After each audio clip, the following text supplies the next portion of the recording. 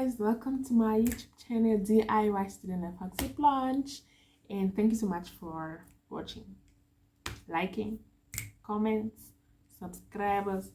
I'm excited. Okay guys, so in the previous video we talked about reasons why top achievers struggle in the university, or why students struggle in the university. So here are some remedies, some solutions, some strategies that can help students overcome the challenges they face in the university, especially with working well, like doing great, doing absolutely amazing. So firstly, if you cannot identify the problem that you have, then you cannot possibly get a solution for it. You cannot just wake up, you're sick, and you're like, I'm sick. Then you just go get medication. What are you sick of? You don't know. Firstly, identify the problem that you have. The sickness, then you can get medication for it. If I just wake up, I'm having a headache, now they know the exact medication that I can have or I can take.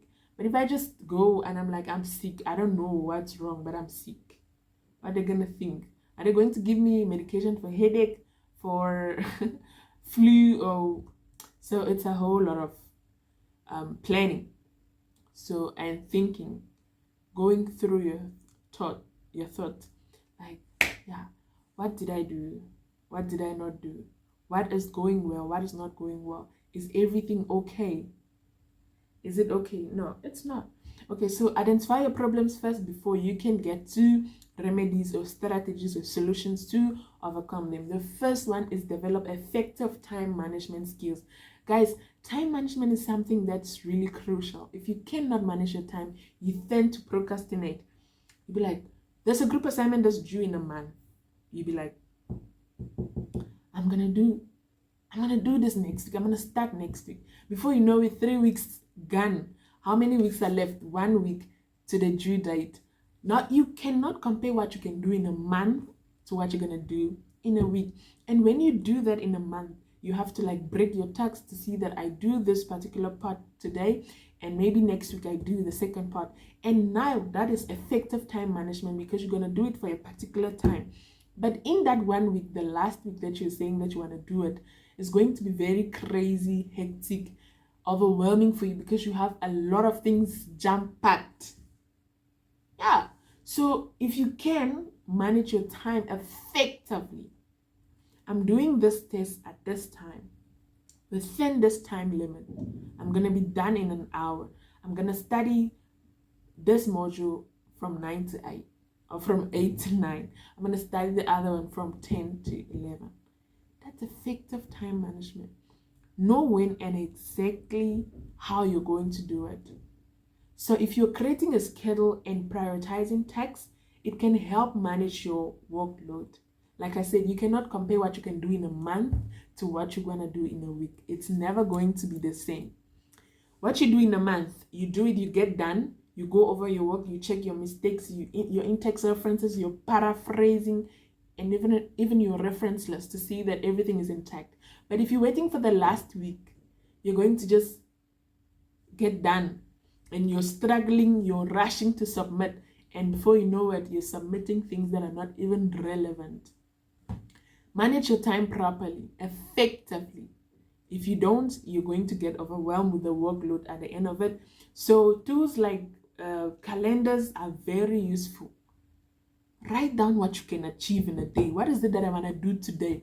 Because if you don't, at the end, you cannot evaluate anything, because you didn't know what exactly you want to do. Because when you wake up in the morning, I'm like, I want to go to school. Or you're like, I want to go to school. After class, I have class at 11. I have class at 2. But I'm done for the day. What is it that you're going to do after class, in between classes? Plan. Should I study? Should I do this? Should I write it down so you can see it? What you see motivates you. What you see motivates you. When you write it down, you're like, in the evening, you come back, you look at your daily plan, you're like, yo, I did go to class. You take it. I did attend class. I did study in between my class from 12 to 2. Perfect. What did I do after the last class? You take, but if you don't do that, how are you gonna even evaluate anything that you did? It's just going to be there, whether you did it or not. Is not even a problem to you. But if you can write it down, you do your effective management skills, is going to help you absolutely. So the second one is seek support, guys. We know that it's not easy. That is why you have support systems on campus. They are there to help you. Like, if you most people look okay from the outside, but if you don't go deep with a personal conversation with that person, you're not going to know that they're struggling with one thing or the other.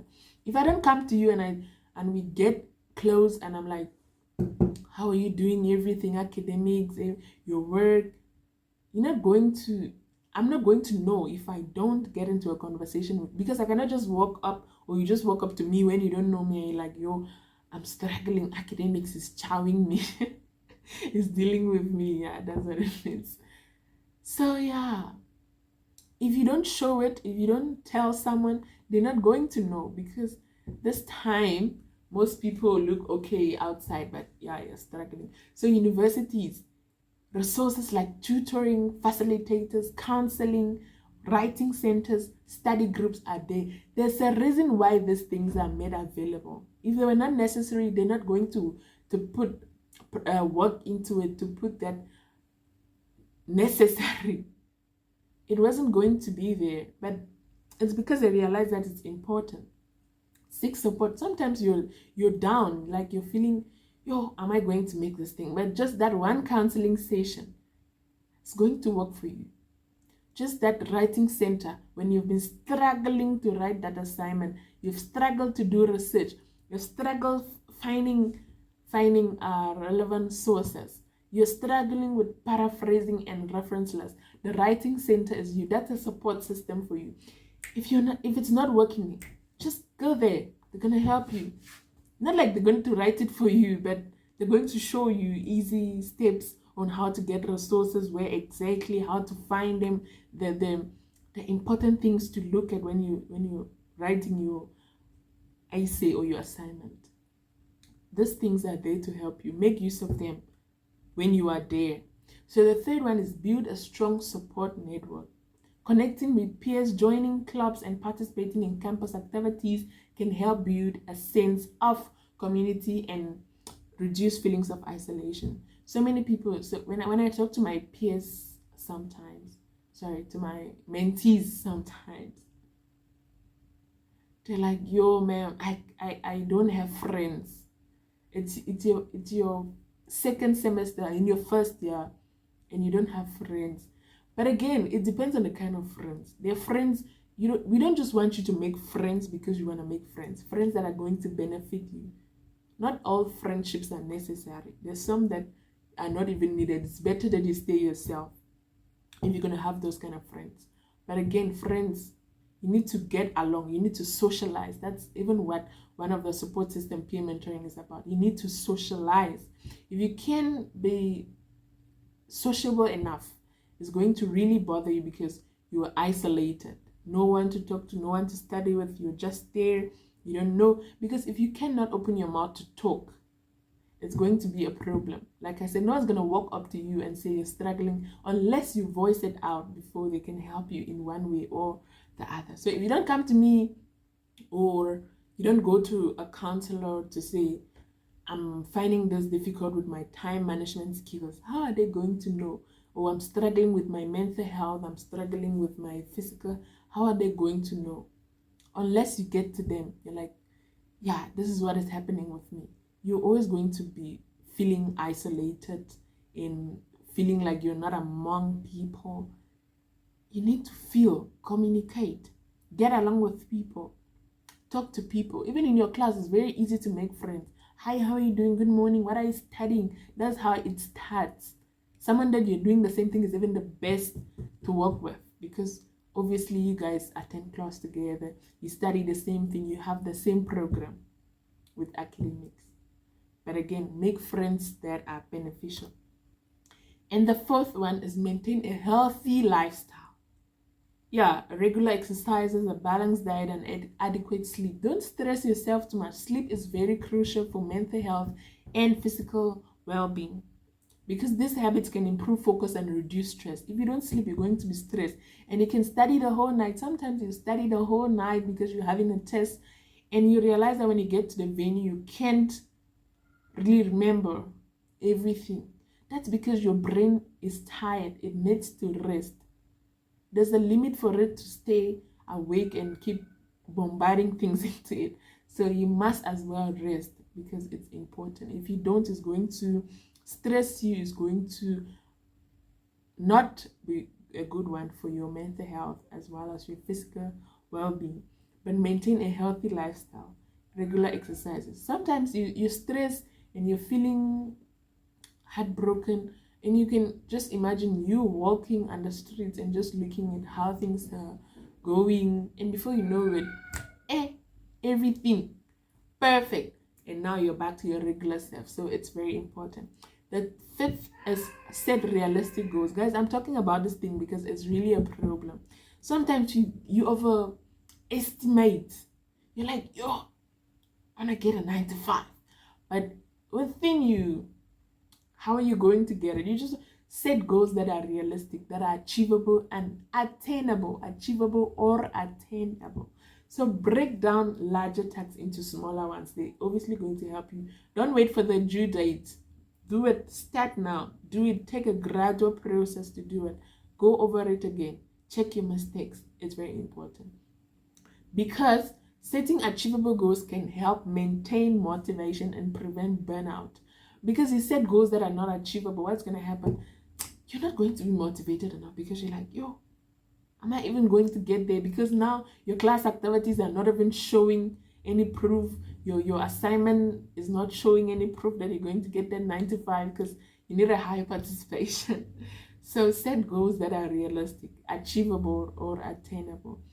They're going to keep you motivated and prevent burnout. You're not going to be too stressed, because you know that this is what I can do. Everyone is not the same. I have a limit, you have a limit, but you must know your limitations.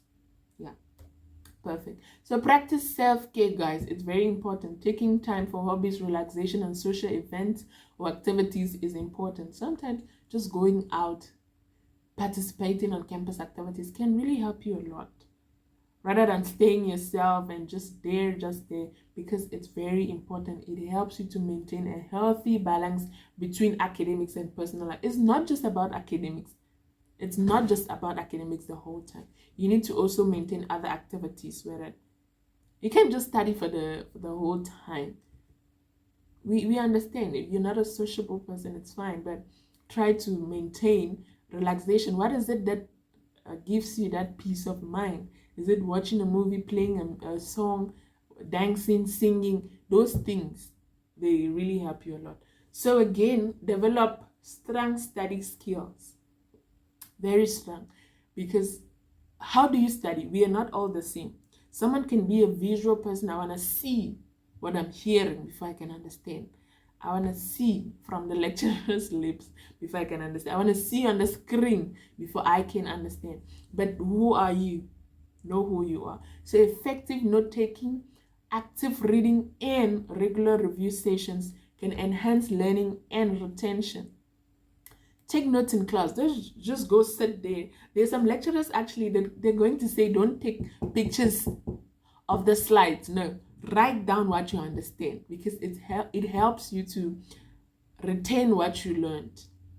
Because seeking out resources like study guides and workshops can also be beneficial.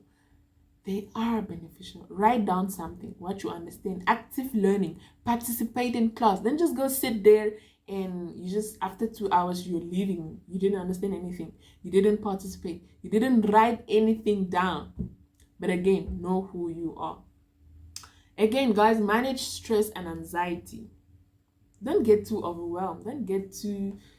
There are techniques that you can use, like breathing, meditation, and mindfulness, and can also help manage stress.